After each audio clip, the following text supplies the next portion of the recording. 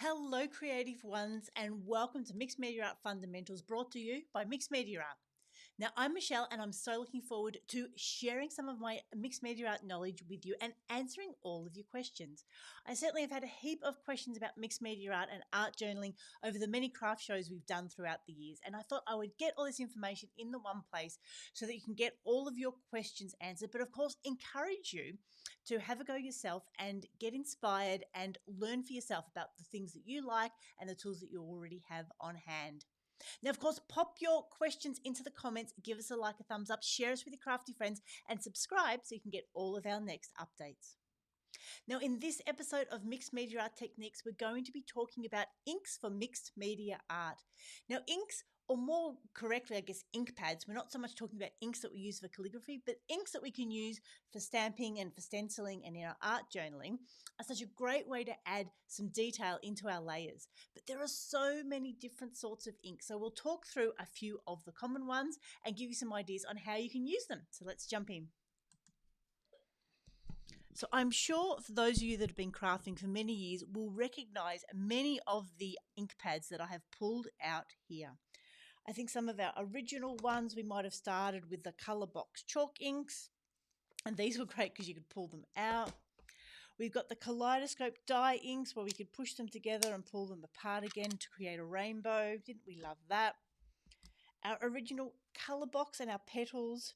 The chalk inks also come in cat eyes. That was quite revolutionary at the time. Again, it was a good way of collecting lots of little colours with some of these. Now, these I probably wouldn't use because they're really 20 years old. Now we've got StazOn. This is a solvent-based ink, which is good, as it says, for every surface, but it is quite strong smelling and they do tend to dry out. They went to a range of small pads as well. The Brilliance ones were lots of fun for a while. They've got a bit of a sparkle in them. The Adirondacks were really good dye-based. The distressed inks and the distressed oxides, again, they've got a full range of colours. Now, these are ones that we've got to be mindful of how we use them in our mixed media because they will react with water, and sometimes that creates a great effect. Other times it might not be the result we're looking for. So again, just be mindful of how you use your distressed inks. We've got a Versamark, which is a watermark or like a glue, almost a clear fluid, and that's great for embossing or creating a resist technique. We've also got dye base that come in lots of colours, but my absolute favourite for mixed media, and you'll know I'll say it again and again, are these Ranger Archival inks. I love them because they're waterproof, so I know as I build up my layers in mixed media art, they're not going to smudge. I know that my layers will be secure as I stamp and stencil with them. And also, they come in a great array of colours. And you can also get a very cute tin to put them in. And as one of my mixed media ladies also pointed out, with the sponges, and I'll show you how to use those in a minute, will fit nicely under them. So you get to keep each sponge with each colour. So as always, I would encourage you to use the ink pads you've got, understand which ones will be waterproof, which ones you can perhaps blend. You know, there's lots of different brush techniques and blending techniques and resistance techniques with inks. They're not so much what we're trying to do here in mixed media to create a background. We're using more of the acrylic paints for that. We're using these inks to add the detail on top. So let's show you a couple of different ways of using it. So here I've got my art journal. I've already put some ephemera down with my favourite gel medium. Now that is completely dry. Now the way we would traditionally use stamps is take the ink pad, take the lid off. Now different ways of storing them. I tend to just store them upright. We tap our stamp on it. We can see that it's got plenty of ink on it. And we press our stamp straight down. Of course, putting the lid back on our ink pad so it doesn't dry out and we don't get it all over the place. And lift it up, and then there we go. We've got an interesting image. And of course, sometimes we get a bit of a ghost print as well, so a more of a faded print, which can create some really interesting interest. And it's a great way of using up your ink. Now we talk about cleaning stamps, sometimes just a baby wipe. There are special stamp cleaners, but I wouldn't get too worried about it. We want to make sure that doesn't interrupt our creative flow. Now, when we're using the smaller ink pads, let's grab, perhaps this cactus flower. So how do we use it? It can be a smaller stamp, but also take the lid off and then just move it around until you've got it all covered. And again, using the light helps us see where we're up to. Again, putting the lid back on and then stamping, pressing it down, holding your breath, lifting it up, rotating it around and repeating that. So like I said, that's great because I know that once it's dry, I can add more layers on top and it's not going to smudge. Now, as I mentioned, another great way is to stencil it. So here is a stencil, one of my favorite Art by Marlene ones at the moment. I'm going to use a sponge, pop that onto there. So this is the little applicator that comes in the sponge set, or I think it's a blending tool. Dabbing it on and then holding my stencil down and then using it to transfer the ink through the stencil onto my mixed media art page. And again, this is a really good way of using a stencil because I know it's not going to bleed. It uses a very controlled amount of ink. When I've finished, I'll put my lid back on, take my sponge off, pop it back under there, pop it away, then carefully lift it up.